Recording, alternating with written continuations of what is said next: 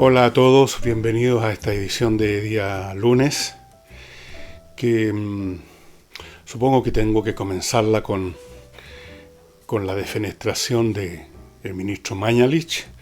No es lo más importante ocurrido este fin de semana, pero es lo más vistoso. Mañalich, no sabemos exactamente todos los distintos elementos que estuvieron empujando su salida o que produjeron su salida. Aparentemente él renuncia por su propia voluntad, dijo que daba un paso al costado, lo cual no nos dice nada, dice que asume una actitud republicana, lo cual tampoco nos dice nada, y tenemos que asumir que hay varias posibilidades. Una, que después de un periodo de más o menos 3 meses en que ha estado trabajando el hombre 16 horas diarias o más, sometido a la posibilidad de contagiarse, y él tiene algunas condiciones de salud y tiene una edad que lo podrían hacer más peligroso ese contagio. Hacer todo eso además en medio de una implacable campaña de críticas, no voy a decir insultos necesariamente, pero de ataques y reproches, muchos de ellos absolutamente injustos, fuera de lugar. Cualquiera se desgasta con eso y puede ser plausible entender que él ya no da más y que quiso simplemente salirse. Otra explicación es que simplemente el presidente lo sacó por el tema del conteo de los muertos, si son más o son menos. Otra posible explicación es que se juntan todos estos factores, se suman unos con otros y dan como resultado una presión tácita, no expresa, en el circuito en que se movía Mañalich, o sea, en la moneda, que lo llevó a la conclusión que más valía la pena renunciar. Otra posibilidad más cruda, más pura, es que simplemente de frentón le dicen: vamos a hacerlo renunciar, va a salir del gabinete. Todas esas son posibilidades. Y al conocerse esta noticia, alguna parte de la nación, que no sé si será la mayoría o no, a esta altura es difícil decirlo, manifestó su molestia, en algunos casos su indignación. He visto por lo menos 2 o 3 columnas en que se hace referencia a este asunto. Derechamente hay una de Christian Warnke, del cual hablamos la semana pasada, donde él da las gracias a Mañalich por todo el esfuerzo que hizo, independientemente de los errores que pudieron haber en su gestión, y fustiga a quienes en forma implacable, sin detenerse ni un día, ni un minuto, no pararon de pedir su cabeza. Ahora, para la inmensa mayoría, si acaso no todos los críticos, los reprochadores, los que atacaban noche y día a Mañalich, ellos pretextan razones para esto. Pretextan que Mañalich cometió errores. Y es probable que los haya cometido, pero aquí tal vez valga la pena examinar un poquito esto del error. ¿Qué es lo que es un error? O más aún, ¿qué clases de errores existen? Por lo menos a primera vista, vuestro servidor distingue 2 tipos de errores que son completamente diferentes y que por lo tanto merecen un juicio distinto de parte de quienes califican, evalúan a la gestión de los demás. Uno, el error químicamente puro, es aquel cometido por ignorancia o por negligencia o por mala leche o por maldad o por lo que sea, a sabiendas de que existía, o existiendo al menos, una respuesta o una vía o una opción probadamente correcta.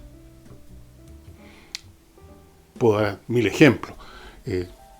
Está probado que 3 por 9 es 27, pero eventualmente uno podría, en un momento, un cortocircuito mental, poner 24. Está probado que una suma de 10 dígitos, de 10 números, tiene un determinado resultado que es el correcto, pero uno se puede equivocar al hacer la suma.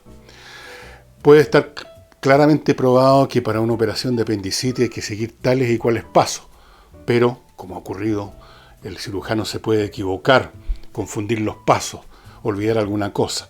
Ese es un error calificado como tal en comparación con lo que era correcto, una vía correcta que ya existía, que ya era conocida y que el que cometió el error o debía conocerla o debió haber estudiado el asunto, etc. Luego tenemos una cosa muy distinta, que es aquello que se califica como error post factum, después que las cosas ocurrieron y cuando no había antes, y quizás tampoco hay ahora, cuando se hace el juicio, una norma clara y específica acerca de qué es lo correcto. Pero supongamos que, pasado el tiempo, después que se tomaron ciertas decisiones, se siguieron ciertas opciones, pasado el tiempo, se demuestra que lo correcto era tal o cual cosa. Pero eso fue después, en el momento en que se toma una decisión, no habiendo en ese instante una norma definitiva, clara, probada y comprobada, que determina qué es lo que hay que hacer en esas circunstancias. Cuando eso no existe y hay que tomar una opción, es bastante probable, está dentro de las posibilidades, tomar la vía que no servía. ¿Eso es un error? Yo creo que no, porque simplemente no había en el momento en que se tomó la decisión, en que se hizo la multiplicación, una norma clara de qué era lo correcto, qué era lo justo, qué era lo verdadero. Simplemente habían distintas opciones, se trató de adivinar, se trató de prever, se trató de calcular cuál era la mejor, pero resultó que no lo era, pero en ese momento no era posible saberlo. Y en el caso de la pandemia, nos encontramos precisamente con esta segunda situación. En todos los países del mundo se han empleado las más diferentes estrategias para combatir el virus, por la simple razón de que esta es primera vez que aparece este virus. No había ningún conocimiento sobre este virus. Y por lo tanto no había ninguna manera de saber a priori, antes de tomar una decisión, cuál era la más correcta. Se tenían aprontes, aproximaciones, se tenía un conocimiento acerca de la mecánica del contagio en las plagas, por supuesto. Se tenía un conocimiento histórico de lo que ha ocurrido con otras epidemias a lo largo de la historia de la humanidad, como la influenza del año 1918.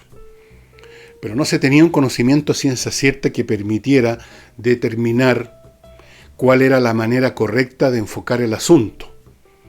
Y por eso es que vemos distintas estrategias en los más distintos países, e incluso, en ocasiones, cambios de estrategia dentro del mismo país, como parece ser que va a ocurrir ahora en Chile. ¿Y por qué? Por lo mismo, porque no había un conocimiento previo acerca de cuál era o es el camino correcto. Quizás lo vayamos a saber en mucho tiempo más. Vamos a saber sobre eso cuando haya terminado este asunto, cuando haya ya definitivamente acabado la pandemia y se pueda examinar retrospectivamente la eficacia de los distintos caminos que se siguieron. Y quizás ni aún así se va a poder determinar con certeza matemática cuál era la verdad, qué era lo correcto. Y no pudiendo entonces establecerse lo correcto, aún en ese momento futuro no va a quedar claro dónde estaba el error. Pero ahora mucho menos. Por lo tanto, cuando Mañalich tomó decisiones que ahora, un mes después, 2 meses después, parecen incorrectas, porque todavía no lo sabemos tampoco, pero incluso voy a asumir que son incorrectas, que fueron incorrectas. Lo sabemos ahora 2 meses después. 2 meses en que la epidemia ha tenido tiempo para generar sus efectos. No lo teníamos 2 meses atrás. 2 meses atrás nadie lo tenía. Y 2 meses después o 3 meses después, hoy, tampoco. Entonces, hablar de los errores de Mañalich es lógicamente incorrecto. Es más bien un afán político, y yo diría mala leche, de encarnar en Mañalich lo que corresponde simplemente a los efectos de una epidemia que no la inventó Mañalich, se inventó o se creó o surgió de China, no de Chile, no de algún laboratorio secreto de Mañalich. Y en parte por ese afán tan humano y tan desagradable y tan penca de buscar a alguien concreto en quien depositar todas las culpas, ¿no? El chivo expiatorio. En parte por el deseo de aplastar a un miembro del gobierno de Piñera. En parte por intermedio de Mañalich deteriorar lo bueno que haya podido hacer y que ha hecho efectivamente el gobierno de Piñera en relación a esta situación. En virtud de todo eso, se atacó hasta, y se va a seguir atacando quizás, retrospectivamente, la labor de Mañalich, implacablemente y sin ninguna base. Porque, insisto, los caminos que se tomaron, las decisiones que se tomaron, fueron tomadas en un lugar sin señales camineras, en la oscuridad, sin saberse nada, como no se sabe nada o no se sabía nada cuando se tomaron otras decisiones o las mismas en Estados Unidos, en Canadá, en Francia, en Italia, en España, etc. Entonces hubo malevolencia. Una malevolencia cuya existencia se prueba además por el hecho increíble, porque parecen no tener límite los odiadores en nuestro país, de que se esté atacando ahora al nuevo ministro antes que se siente en el sillón del Ministerio de Salud. Lo mismo que pasó en el caso del Ministerio de la Mujer. Antes que la señora Salaquet llegara a su oficina ya le estaban haciendo críticas duras, porque la palabra crítica todavía es demasiado suave respecto a los ataques que sufren estas personas. Lo mismo con París. Ya hay algunos que piden su salida. Fuera a París. Entonces, si acaso con las decisiones y con las opciones que tomó en su momento Mañalich, a ciegas, en la oscuridad, como están todos en todo el mundo,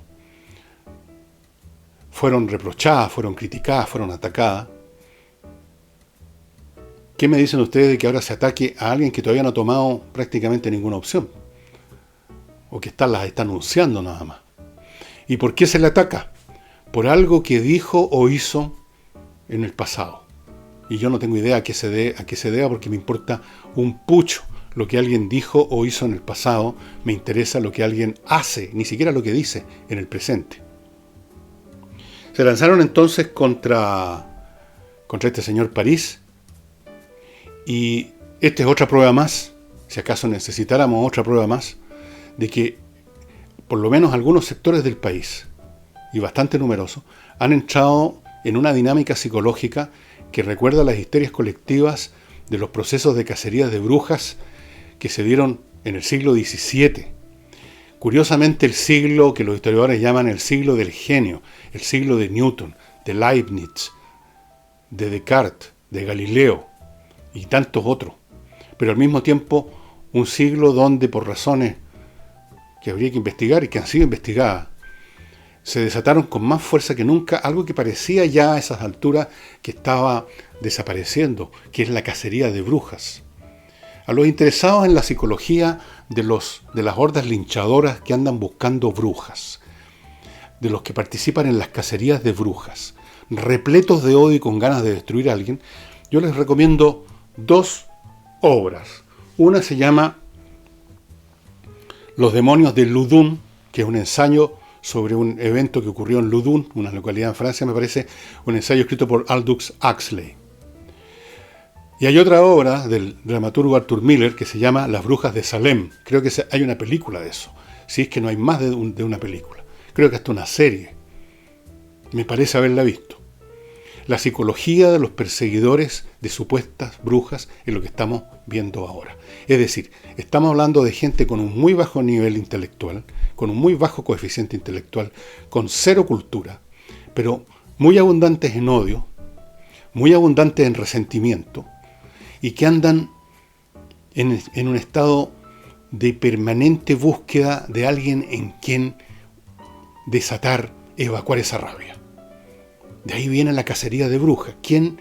Yo soy un pobre infeliz que vivo en un poblado en el siglo XVII en Europa y toda mi vida ha sido un desastre y soy un pobre ave. Entonces, ¿a quién puedo matar? A esa mujer le crecieron más grandes los cultivos que a mí.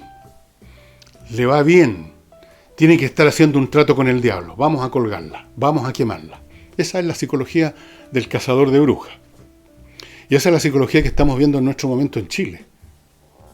Gente que no le basta con lo que una persona hace o dice ahora, sino que lo que hizo o dijo hace 10, 20 o 30 años atrás y puesto en relación con los principios supuestamente puros, impecables y absolutamente verdaderos del perseguidor, del cazador de brujas.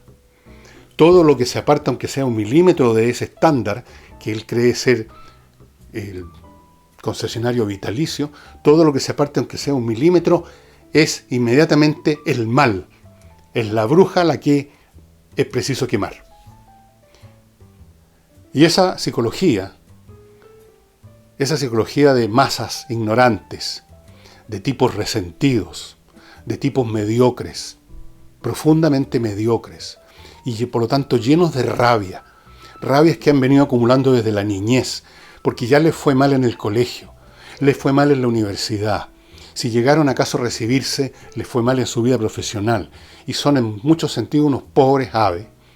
Esos tipos y tipas, porque hay de todos los sexos, digo todos porque ya parece que no hay solamente 2, esos son los reclutas que forman los ejércitos de las cacerías de brujas.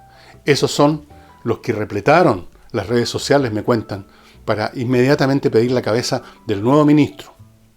Esos son los que persiguieron a Mañalich, sin parar, a lo cual se sumaron, por supuesto, políticos de la oposición, que ni siquiera con mucha pasión, sino que por el frío cálculo que hay que destruir el gobierno y que hay que desacreditar al gobierno, los lleva a que en todo momento están en esa postura. ¿Qué va a pasar con París ahora? Lo vamos a examinar junto con otras cosas en un momento más, después que me encargue de mi primer bloque comercial, que voy a comenzar con los vinos Lof, esta viña pequeña, pero muy interesante, que produce unos vinos exquisitos, vinos de boutique, que yo los invito a probar, como los he probado yo abundantemente ya. Usted está viendo a mi izquierda probablemente ya el teléfono, el Touch creo que se llama, no sé, yo no conozco mucho de esos lugares, las digitales no me interesan. Y el sitio, ese sí que conozco de eso, el sitio web de Vinos Lof. Ordene, pedido mínimo una caja de 6 botellas, digamos, por menos no pueden ellos estar trasladándose desde la viña a Santiago para hacer la entrega. Son vinos muy buenos, yo los recomiendo fervorosamente. Les recuerdo también Notario Express, este servicio que salió hace unos meses atrás, ya era útil, muy útil en esa época, lo es más todavía ahora, notarioexpress.cl, donde usted entra y puede prácticamente hacer casi todo lo necesario para completar una diligencia notarial, para obtener un papel notarial. Digo casi todo, porque una vez que usted termina de llenar los datos para este papel, una vez que paga en la página notarioexpress.cl, va a tener que ir eventualmente a la notaría donde ese papel va a ser impreso y firmado por el notario. Eso es inevitable. Un papel notarial requiere un acto presencial de firma. Pero, ¿cuánto le toma firmar un papel y retirarse? Unos minutos solamente, en vez de unas horas esperando que lo atiendan junto a otro montón de personas en la notaría. Notarioexpress.cl le ofrece además un servicio para el tema de la compraventa de vehículos, la transferencia, para que usted no tenga necesidad de ir a un registro civil. Usted simplemente ingresa a la página, selecciona la notaría y hora de preferencia, paga en línea, concurre en el horario que usted mismo eligió, a la notaría que usted mismo eligió y firma. También hay que estar ahí presente. Repito, las notarías exigen eso, es la ley. Pero unos minutos y está listelo.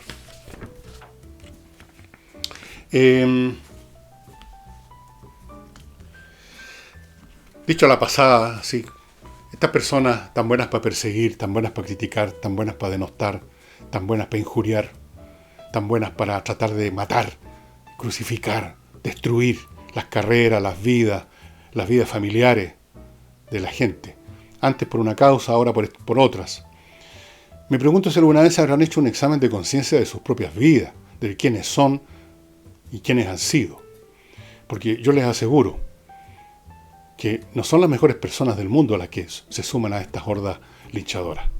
Son de mediocridades para abajo, de carajos para abajo, de canallas para abajo, de gente realmente enferma de odio para abajo. La gente decente, la gente honesta, la gente, llamémosla la gente buena, la gente inteligente, no cae en estos renuncios.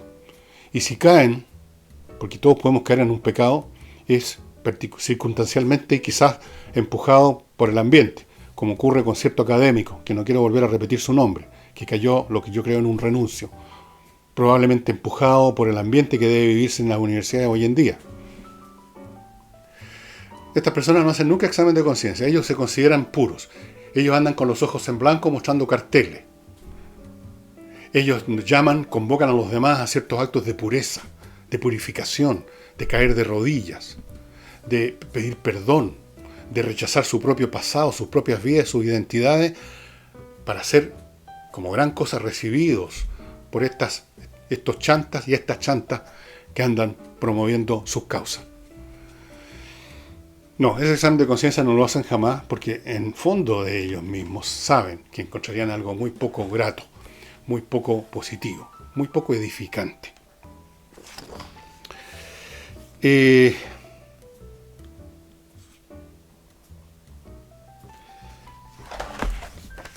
Esta malignidad que llevó a un ataque despiadado contra Mañalich, y que seguramente va a continuar, pero eso lo vamos a ver después porque hay grandes cambios que se están produciendo en este país, ya los voy a comentar, creo yo. Este ataque, a partir de hace una semana o dos quizás, convirtió en esencial el conteo de los muertos. Todo empezó a girar alrededor de cuántos muertos realmente había. Tengo incluso una persona, un chileno que vive hace muchos años en Francia, que estuvo todo el tiempo mandándome mail, haciéndome ver, como si él supiera más que yo, que vivo acá, él vive en Francia, que en realidad, no sé cuál es esa realidad que él puede ver que yo no veo, habían muchos más muertos, etc. Bueno, puede ser que hayan más muertos, puede ser que no, puede ser que de repente se esté echando al mismo saco a gente que se habría muerto por otra cosa, de todas maneras. Todos los años, fíjense ustedes, que no lo creerán, ¿eh? Pero todos los años, aunque no haya epidemia, se muere gente. Se muere gente en cantidades, pues. Se muere gente por suicidio, por accidente, por ataques cardiovasculares, por cáncer, por montones de enfermedades. Y muchos de ellos, la mayoría son viejos, pero también se mueren jóvenes. Todos los años hay una tasa, vean ustedes las estadísticas, pues, la tasa de mortalidad. Tal vez se sumaron a la lista de muertos por COVID porque esas personas se habrían quizás salvado si hubieran tenido atención hospitalaria que ahora está totalmente dedicada al COVID. Puede ser. O tal vez esas personas, como ya estaban con otra enfermedad, el COVID terminó, digamos, de empujarlos a la tumba. No sé. O tal vez no. O tal vez realmente eran solamente víctimas del virus. Pero lo que no parecen percibir los que se obsesionan con el tema de que no son 2.000 muertos, son 3.000 muertos. No son 3.000 muertos, son 5.000 muertos. Lo que no parecen entender es que la cantidad de muertos es completamente indiferente a lo que haya hecho Mañalich, o lo que vaya a hacer París, o lo que haga el ministro de Salud de cualquier país del mundo, porque no hay un remedio para el COVID. Todo lo que se puede hacer es ya lo que se está haciendo en Chile. Tener respiradores mecánicos en número suficiente. Hay más respiradores mecánicos que gente que está necesitada de usarlo. Tener lugares, residencias para aislar a los contagiados. La última cifra que tengo es que hay muchísimas residencias, hay bastantes cupos, hay bastantes camas.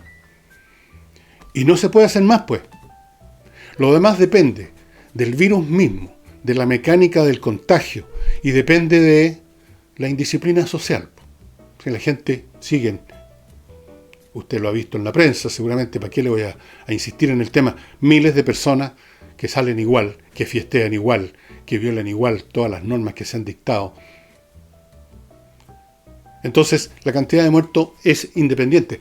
Si hubiera un remedio, uno podría decir, hay tantos muertos porque el gobierno no supo hacer llegar a tiempo ese remedio a los enfermos. Porque el gobierno no importó a tiempo el número suficiente de remedios. Porque después quedaron abandonados en una bodega y no fueron llevados a los lugares debidos. Uno podría hacer ese tipo de especulaciones. Pero cuando no hay ningún remedio, la cantidad de muertos es independiente. Y les voy a decir más.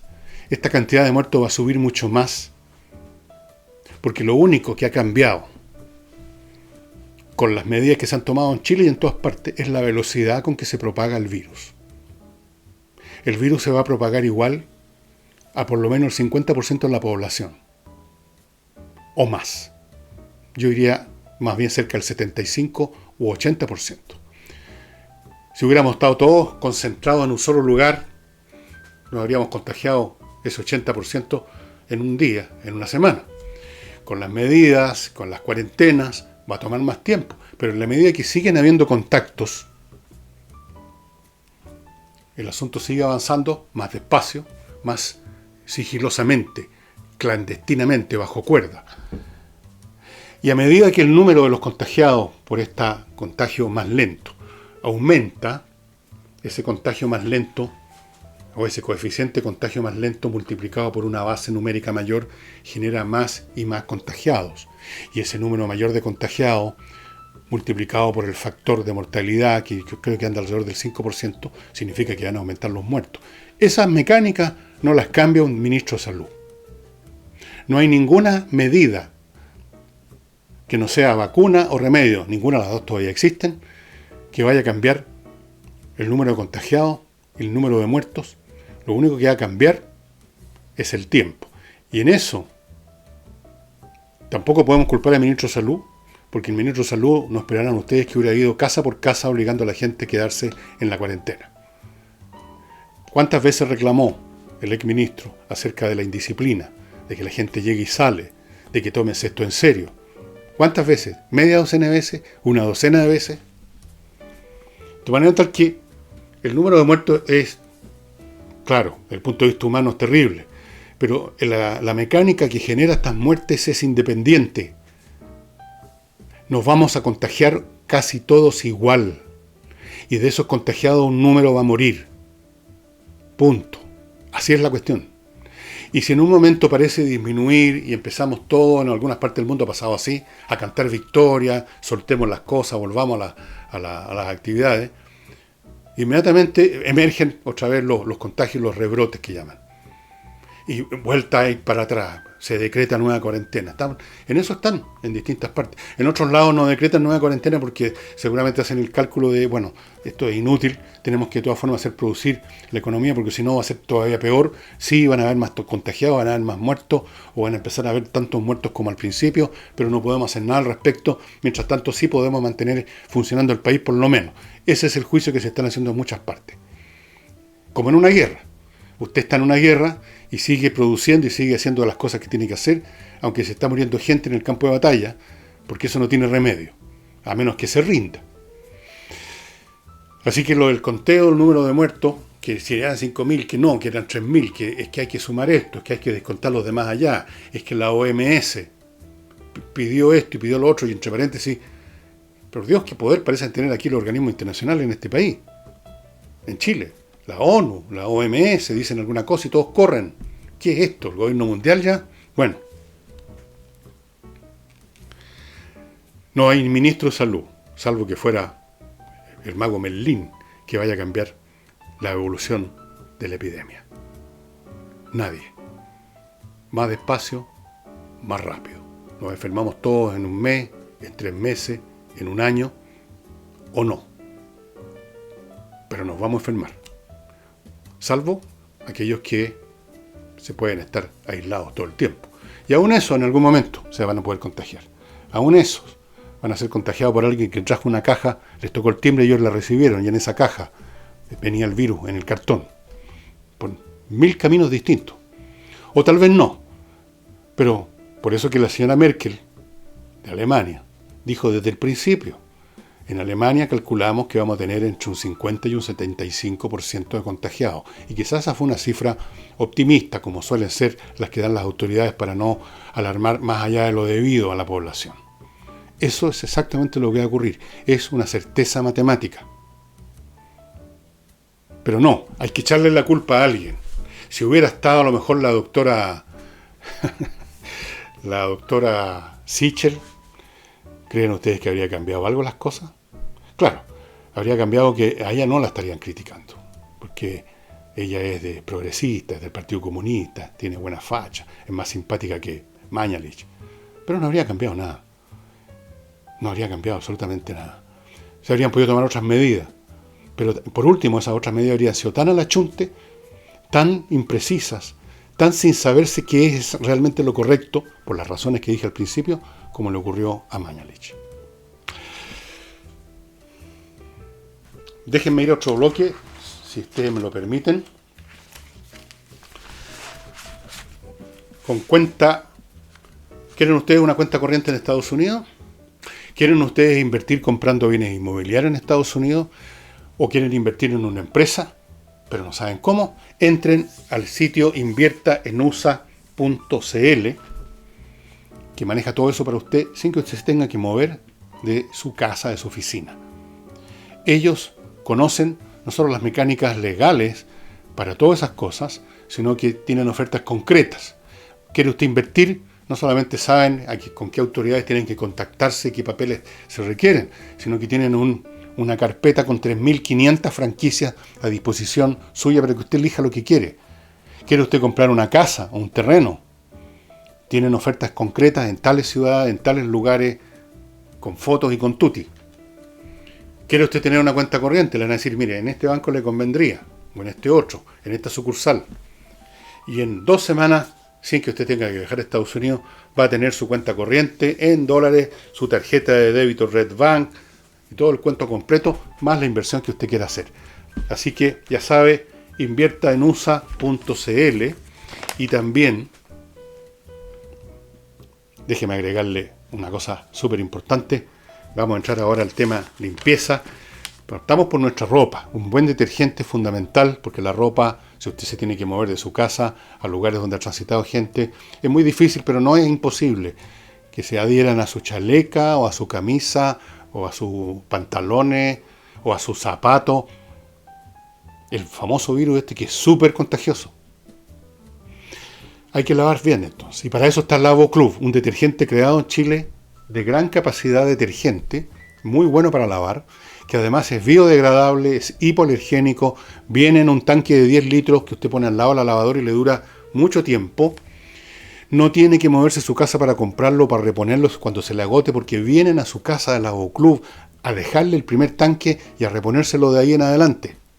¿Qué más puede pedir?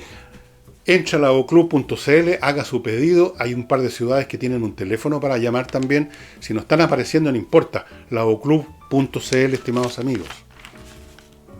Y siguiendo con la higienización, desinfecte su casa, su oficina, sus automóviles, su local comercial, la cafetería que está funcionando y pasa gente, los baños de la cafetería, los baños de esto, lo de acá, de las oficinas, con ozono, que es un desinfectante natural muy potente que de todas maneras elimina el COVID-19, eso está comprobado, pero elimina todo virus que haya en las cercanías.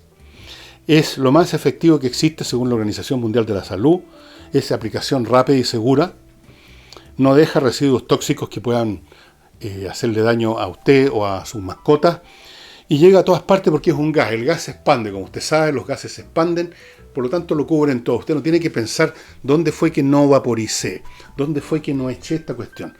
Todo va a estar cubierto. ¿Quién entrega esta desinfección con ozono? Ozonium.cl. Ozonium.cl. Ahí están los teléfonos, la dirección mail, web es obvia, ozonium.cl. Hay también un teléfono estacionario y hay un teléfono celular para su uso. Agrego en este bloque el ajedrez. El ajedrez que prepara Pablo Tolosa, con tablero, con las piezas, con la licencia para entrar a todos los servicios espacioajedrez.com. Tiene un sistema de distribución bastante rápido. En una semana más o menos usted tiene la caja en su poder. Gran regalo para los niños, gran regalo para usted también.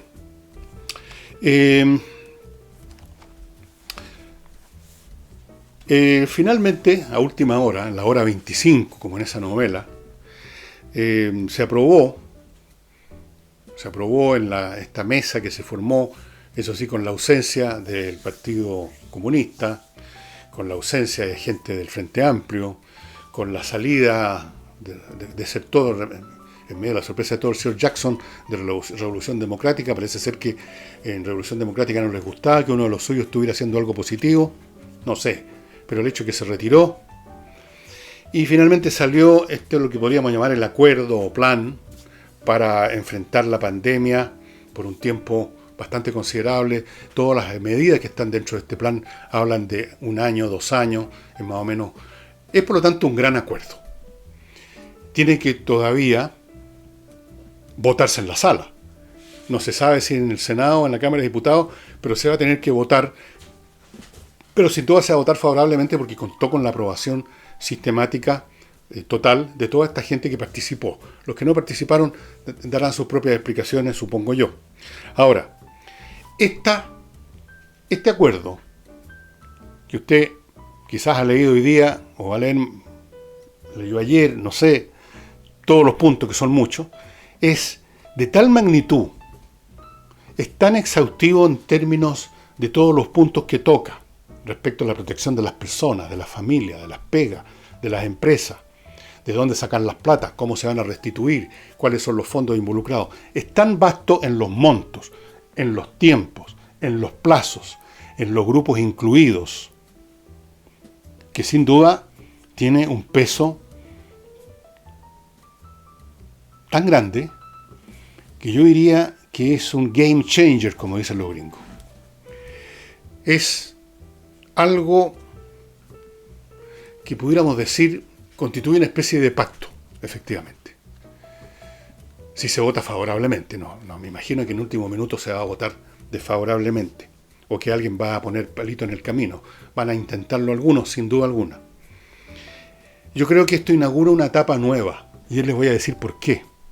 Creo que inaugura una etapa nueva, porque este plan sobrepasa en varias veces las medidas que estaban bien, que estaba tomando el gobierno, y que, podríamos decir, eran o fueron, todavía siguen siendo, mientras no se apruebe el nuevo acuerdo, eran expresión de un intento de enfrentar la crisis, pero dentro de los parámetros, podríamos decir, de la normalidad, si es que podemos hablar de normalidad en estos tiempos, dentro de los parámetros de lo que es propio, de lo que ha sido propio no solo de este gobierno, sino que los anteriores, incluso de los equilibrios fiscales, de la manera de gastar las platas fiscales.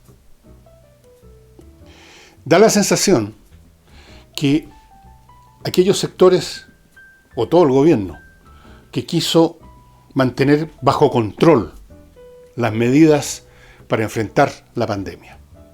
Mantenerlas bajo control en el sentido neto de la palabra, es decir, mantenerla dentro de estos parámetros o paradigmas más o menos de la normalidad, de lo que es el manejo macroeconómico en tiempos relativamente normales. Sí, claro, estamos en una emergencia y vamos a tener que hacer cosas extra, pero todavía dentro del territorio de lo normal, de lo académico, de lo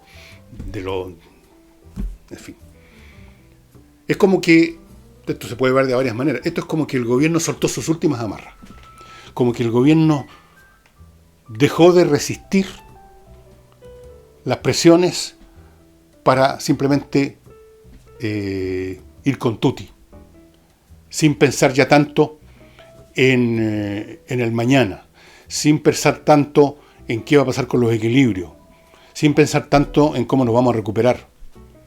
Porque de hecho, cuando uno ve el detalle de este plan, de este acuerdo, la recuperación se plantea como un intento que se iría a hacer más o menos como a 2 años plazo, y no sabemos cómo. Y es, en otras palabras, aceptar definitivamente que el gobierno está en guerra, y que cuando uno está en guerra, no se piensa en cómo nos vamos a recuperar cuando termine la guerra, cuando venga la paz, cuando se firme, cuando el enemigo firme la rendición si la ganamos, o cuando la firmemos nosotros si la perdemos. En este momento tenemos que usar todos los recursos para enfrentar la guerra y después veremos qué pasa. Por ahora es esto. Y es como que el gobierno se entregó a esa lógica. La lógica en que el tema de mantener un mínimo de control normal, entre comillas, ya no tiene sentido. Y esto se ve en todas las disposiciones. Por ejemplo, estos fondos que se iban a entregar en 3 meses. Primero iba a ser algo así como 80 lucas, el segundo mes iban a ser 65 para las personas que están sin trabajo, después iba a ser 40.000 y hasta ahí terminaba. Bueno, ahora se está hablando de 100.000 parejos y todos los meses que sean necesarios. Los montos que se están enunciando sobrepasan en mucho los que se anunciaron al principio.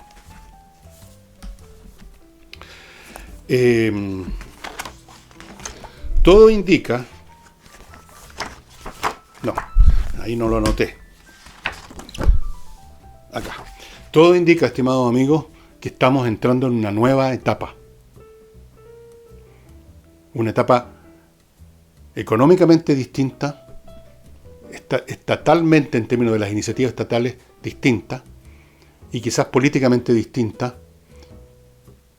si acaso aquellos que desde la oposición presionaron por estas medidas u otras parecidas, quizás aún más radicales o quizás menos, no sé, habría que entrar a discutir, a comparar punto por punto lo que pedía la oposición y lo que finalmente se firmó, se acordó.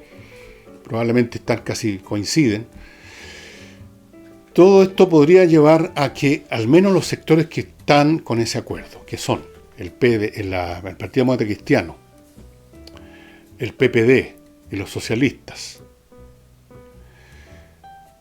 que esos sectores van a tener una actitud política distinta a la del Partido Comunista y a las distintas conglomerados rechinantes del Frente Amplio, donde seguramente se van a producir otros fenómenos centrífugos de deserción o de repliegue, como ya pasó al pormenor hace ya tiempo, que se salió tal persona, que se salió tal otra, no sé qué irá a hacer Jackson, al quien le quitaron el piso. Según el ministro Briones, no hubo en absoluto una mala participación de Jackson, sino que incluso lo alaba, que tuvo ideas muy buenas y que todos lamentaron su partida. A la pasada, Briones dijo que el tema de la renuncia de Mañalich no había sido en ningún momento una condición, como algunos han dicho, que puso la oposición para finalmente llegar a un acuerdo, que eso no es cierto. Yo creo que no es cierto, efectivamente. Creo que habría que ser ya no solamente mala leche, sino que habría que ser realmente un carajo para poner esa condición para una cuestión tan importante como la que se estaba discutiendo. Así que no lo creo. Todo tiene un límite. Hasta la oposición tiene un límite. Sobre todo ciertas oposiciones. Hay algunos que son maximalistas y que están dispuestos, incluso aunque no les guste personalmente, pero están dispuestos con los ojos cerrados y los dientes apretados a que se venga el apocalipsis con tal de que se desmorone este sistema y ellos tengan la cancha despejada para construir su utopía socialista o como sea que la llamen ahora. Pero los demás no. Los demás no tienen ese sentimiento de caput. Creo que dije hace unos cuantos programas atrás que alguna vez iba a explicar cuál era la diferencia entre el Partido Socialista y el Partido Comunista. Todavía no lo he hecho. Espero hacerlo algún sábado, porque es una cuestión histórica también. ¿Cómo y cuándo nació el Partido Socialista? ¿Con qué clase de gente inició su carrera política en nuestro país? ¿Y cómo se diferencia el Partido Comunista? Son líneas históricas distintas. Bien. Yo creo entonces, estimados amigos, lo que les voy a decir después de este último bloque, no se vayan porque es muy importante lo que les voy a decir. Este bloque lo parto con controller. Si usted es empresario o empresaria, ya sabe que los problemas administrativos son bastante jodidos porque se mueven ahí magnitudes financieras, pagos de cotizaciones, los pagos de los salarios, la auditoría, el pago de los impuestos a la empresa. Hay un montón de cosas y equivocarse y meter la pata ahí es muy complicado. Póngase en manos de Controller, una empresa que se creó y que está funcionando para ayudar a otras empresas a optimizar esos departamentos, esas secciones de su empresa. La sección administrativa, la gerencia personal, la gerencia de finanzas, como sea, cual sea. A veces la gerencia abarca todas estas cosas. Controller la fundaron contadores auditores con 20 años de experiencia en empresas internacionales. Son expertos en la materia, cuentan con un software de última generación para examinar los flujos, las gestiones, y van a optimizar su empresa como usted nunca se lo imaginó. Les recuerdo también las exquisiteces de tener después de la ducha un rico perfume a mano, como los que trae a Chile Mon Parfum, una empresa francesa en realidad, fundada por chilenos en Francia. Mon Parfum trae a Chile toda la variedad de perfumes de 3 grandes casas perfumeras. Todo ese exquisito perfume, no solo delicioso su fragancia, sino que duran todo el día. Se los puedo asegurar por experiencia personal. Duran todo el día, no se evaporan en 5 minutos. Están acá. Ustedes los compran en la página monparfum.cl, como cualquier compra de internet, pero ellos tienen un depósito en Chile de manera tal que el producto les va a llegar muy rápido a sus manos. Les recuerdo a Hey, el corredor más rápido de todos los hermanos. Saca el Colt con una velocidad, vende mucho más rápido que los demás, sabe encontrar buenos arrendatarios, sabe tasar su propiedad y sabe administrar arriendos si usted es un rentista. Los rentistas, por algún motivo misterioso para mí, siempre son personas más bien mayores que a lo largo de su vida han juntado propiedades y viven de los arriendos. Pero en la misma medida en que viven de los arriendos se desviven atendiéndolo. Es muy pesada la broma recorrer a todos los arrendatarios, cobrándole uno por uno, recibiendo quejas. Pongan eso en manos de Hey, él lo hace muy bien, mejor que usted, y usted se quita de encima todos esos pesares. Y si usted tiene, estimado amigo, un problema legal civil, Salinas y Ojeda es la respuesta. Un bufet especializado en temas civiles, que son la mayoría. Ya les he mencionado algunos. Temas de familia, todos los temas de familia, todos los temas de herencia, todos los temas relacionados con los problemas que hay cuando hay un divorcio. ¿Quién se queda con esto? ¿Quién se queda con lo demás allá? La tuición del niño, ¿cuánta plata? Horror, son unas disputas espantosas. Salinas y Ojeda son expertos, pónganse en manos de ellos. Y lo que les quería decir al final del programa es que yo veo en este acuerdo, que muy probablemente, casi seguramente va a ser aprobado en la sala, la entrada a una etapa nueva en nuestro desarrollo, en nuestra lucha contra la pandemia y lo que pase después, lo que pase ahora y lo que pase después en la economía y por lo tanto en la vida de sobre todo los sectores más vulnerables de Chile, que son muchos más de los que pensamos, porque esta pandemia ha desnudado muchas falencias, sin duda, eso está claro.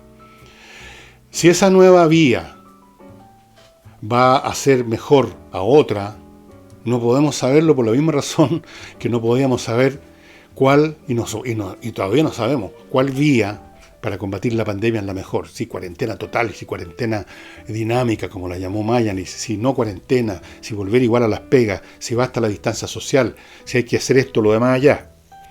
Tampoco podemos saber si había otro camino aparentemente mágico que no conozco para enfrentar la pandemia y el problema económico de manera distinta a cómo se va a hacer con este acuerdo. No podemos saberlo. Así que yo no voy a hacer un juicio negativo por el hecho de que en gran parte de ese acuerdo tiene que ver con la presión de la oposición. Veamos cómo funciona. Mantengamos la racionalidad. No podemos estar a favor o en contra de esto porque somos de oposición o somos, digamos, de derecha. ¡Derecha! No, pues, veamos cómo funciona. Yo no soy economista, no soy nada en realidad. Pero tengo el pálpito, y lo había dicho en varios programas anteriores, que ya estábamos en guerra y que se están necesitando medidas muy potentes que sin duda significan pasar a una nueva etapa donde ya los cálculos habituales y que son correctos en tiempos normales, de cuidado del equilibrio fiscal, de cuidado con no endeudarse más allá de cierto nivel, que esto, que el otro, todo eso ha sido muy bueno, ha sido importante para el desarrollo de Chile. Sin eso no habríamos crecido todo lo que se creció en 20, 30 años. Pero ahora estamos en otra situación. Ahora hay abuelitos y viejitas, como les contaba el otro día, que se están muriendo de hambre. Así de simple. Y no solo viejitos y viejitas. Entonces, tenemos gente que no es tan viejita, que está perdiendo sus pegas. ¿De qué van a vivir? Estamos viendo gente que tenía empresas que les costó años pararla y que están a punto de quebrar o si no quebraron ya. Esto es como una guerra. Esto es como cuando la aviación enemiga nos bombardea y se demuele una ciudad. Una cosa inconcebible. Eso es lo que nos ha pasado con este regalito que nos mandaron los chinos. Sí, los chinos. De ahí viene el asunto. No soy políticamente correcto, yo como se habrán dado cuenta, y por lo tanto no incluyo dentro de mi catálogo de correcciones el tratar amorosamente a los chinos. No, creo que no se lo merecen. Y no me refiero al pueblo chino, que no tiene arte ni parte, me refiero al gobierno chino. Y hoy día no les voy a leer nada literario por dos razones. Una, porque no encontré nada que me pareciera en este momento que viniera a cuento. Y segundo, porque mirando, como hago de vez en cuando, los comentarios que ustedes hacen en YouTube sobre el programa, no he visto prácticamente nunca ningún comentario sobre la parte literaria y por lo tanto asumo que a ustedes les importa un cuesco. Entonces estoy pensando, ¿para qué me molesto en buscar libros y leer y buscar referencias a ver si todo, si esa parte ni siquiera la ven, no la escuchan, ya cortaron? Pero ustedes tienen la última palabra. Si opinan distinto, repondré esa parte. Por el momento me parece que no tiene mucho sentido. Y eso sería todo. Muchas gracias y hasta mañana.